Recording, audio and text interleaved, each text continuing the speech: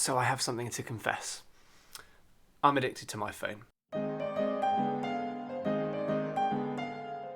So I've been doing a lot of research recently and I've come up with 5 sort of things that I'm going to do to help my phone addiction, and I'm going to sort of use it as an experiment over the next couple of weeks and report back in a few weeks' time in another video what I've found and if it's worked or not to break my phone addiction.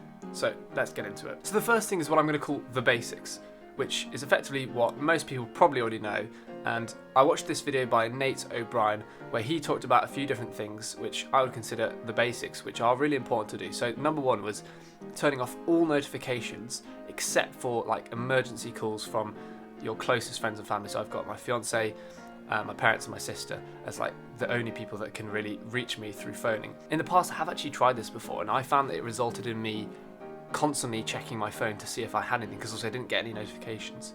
So I was constantly looking on WhatsApp and Messenger to see whether or not I'd had a message. But I did this in isolation without any of these other rules in place. So I'm really interested to see if this will help. Another basic thing, which Nate mentions in his video, but also Matt Diavella mentions, and I'll talk about him in the next section, is grayscale. And to put it simply, our brains love vibrant colours and it releases little hits of dopamine every time we see a bright colour. For example, the little red notification number on an app, we love to see that and we want to click on it. So grayscale is basically just to sort of take that out. Now I'm not going to use grayscale all the time, but what Matt Diavella does is he will turn it on when he needs to concentrate, and the way I turn it on is triple clicking the power button, and I'll show you on the screen how to turn it on yourself. Now there are a lot of things I already do that I've tried to use to break my phone addiction. One key thing was not taking my phone to bed, and effectively what I do now is I charge it downstairs underneath our TV, and that just means that it's got its own location where I basically will parent my phone, where I put it to bed before me and I wake it up after me. So it's not the first thing I'm doing in the morning, and it's also not the last thing I'm doing at night. I also have a general rule where I don't really allow it in my bedroom unless I'm using it to film videos like I am now. Now before we move on to the next point, if you're enjoying this video, I'd love it if you could subscribe and maybe even give it a like, because it really helps the YouTube algorithm so that people like you can come and watch this video and hopefully learn a bit more about phone addictions and work and rest and all these things that I love to talk about. I really appreciate it. Now, on to the next point. The second point is what I call decluttering your phone, which is effectively this idea of digital minimalism, which is where Matt Diavella comes in, and he talks about this a lot. He's got a really good video about it, and he talks about it in multiple videos actually. And there are a couple of things that I've put in place. So on iPhone, and I don't know if it does this on other phones, whenever you pick up your phone, the accelerometer will sense you've picked it up and it will automatically turn the screen on. Now, that is called raise to wake, and I've actually turned that off because bright lights cause you to sort of be distracted and be like, oh, what's that? But if your phone is not turning on constantly and only when you're intentionally pressing a button, that can maybe help a little bit. We'll see. Now the main thing obviously with decluttering your phone is just removing all those apps that you downloaded years and years ago that you don't use anymore. So I've gone through my entire phone and deleted apps that I do not need.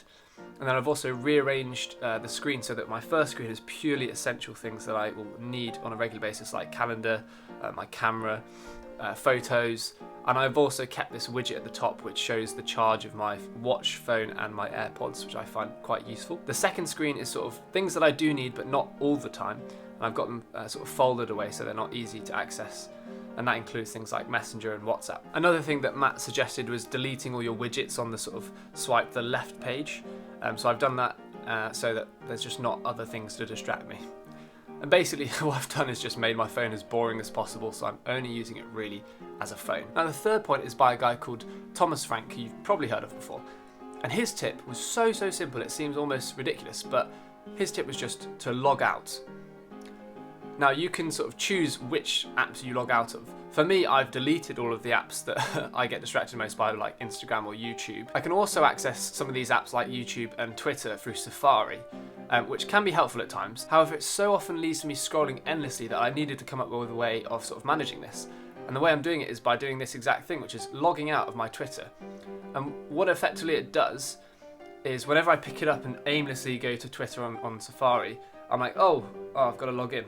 Oh, it's not really worth it. And then I put it back down. So it kind of just saves me a little bit of time. So I'm trying this out. And, when I do need to access Twitter or YouTube or whatever it is, I will log back in. But it's just creating a bit more friction between the two. Now, the fourth thing is what I call the phone rulebook. And effectively, it's just a bunch of rules that I've sort of come up with over the years from reading certain things, from talking to people, that allow me to sort of behave with my phone in a more socialized way, shall we say. And this rulebook is adaptable, it's completely dynamic. Things will be added to it constantly, things will be taken away from it as well if they don't work. But there are certainly some rules that I'm going to really try and do over the next couple of weeks. Number one is I'm going to completely turn off my phone on the Sabbath, which I talked about in my Sabbath video that I was potentially going to do. And that's effectively a Sunday for me. I'll just turn it off for the whole day. So that's the first rule. The second rule is that I'm not going to take it to social gatherings.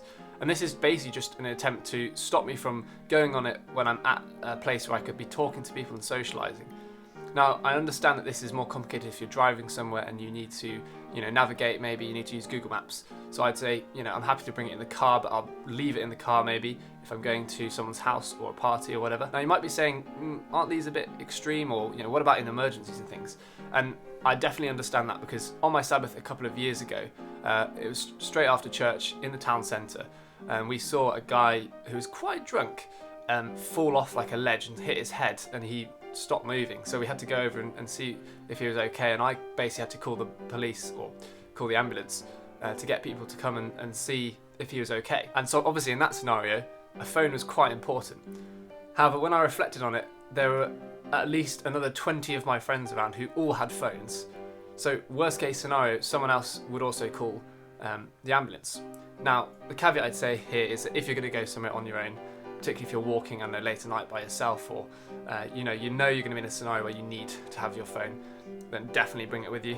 Much better to be safe than sorry. And another rule that I have for me personally at university is that I'm not going to take my phone to the library with me when I'm going to do work, just so I don't get distracted. Sadly, these days in lectures, you have to scan a QR code to register your attendance, so I kind of have to take my phone with me to lectures. So another rule on the rule book would be, generally I'm trying to keep my phone in my bag rather than my pocket, so it's slightly hard to access. Now, the fifth point is quite an interesting one, I think, and it's what I call the problem of the checkout line.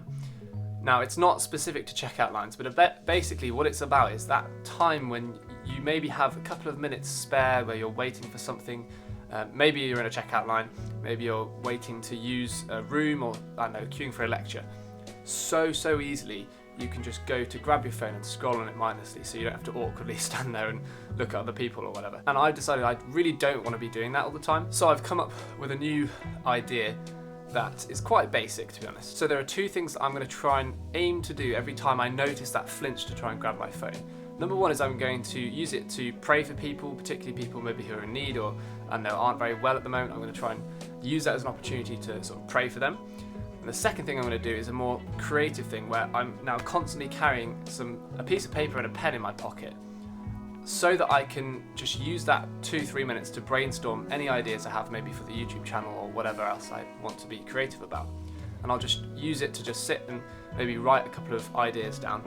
And that way I'm sort of procrastinating in a healthy way rather than in a sort of mindless way. Although I must say that I have been trying this the past couple of days, and it's already backfired a little bit in that I had a pen in my pocket that started leaking, and so my leg was covered with black ink. So maybe don't carry the pen in your pocket. But for now I'm doing that still, because it's the most sort of easy way for me to always have a pen on me. Now, those are my 5 points, and I know that this has been a bit of a waffle because it's been slightly less structured, so I hope that I've been able to edit it reasonably well so that it's a succinct video. But as I was writing the script, I realised that actually there's probably a sixth area that I did want to mention, so I'm going to sort of include this as a bonus thing, which is what to do about the smartwatch. I often find that I can also use my smartwatch as this sort of safety blanket to just peer at to, pass the time. So obviously those previous techniques that I've mentioned, I'm going to use them. But what I've also done is I've basically made sure that all the notifications I've turned off on my phone are also, turned off on the Apple Watch, so that I don't get all of these buzzes coming through. And the other thing I'm going to try is removing my Apple Watch on the Sabbath as well. So my Sundays are pretty much entirely going to be without sort of digital stuff, or at least without my phone and my watch. Now, please bear in mind, this is one big experiment, so I'm trying lots of different things out just to see if any of them help, and then I can report back in a couple of weeks' time if any of them have helped very much. Because I really want to get on top of my phone addiction so that I'm not wasting hours of my time per day. So it'll be really interesting to see what happens, and I do hope that you follow along with me and maybe come back in 2 weeks' time to see what's happened. So that's the end of this video. Thank you so much for watching. If you made it this far, I really appreciate it. Thank you to all of you who are subscribing. As I've posted about on my community recently, I hit 200 subscribers, which was really mad and so cool to see, particularly because I was only at 100 subscribers about a month ago. So it took me 11 months nearly to get to 100, and then 1 more month to get to 200. So yeah, seeing this growth is really exciting, and that's all down to you guys. So thank you so much for joining me with this community, and I look forward to seeing what the future brings. So as always, I'll see you in the next video.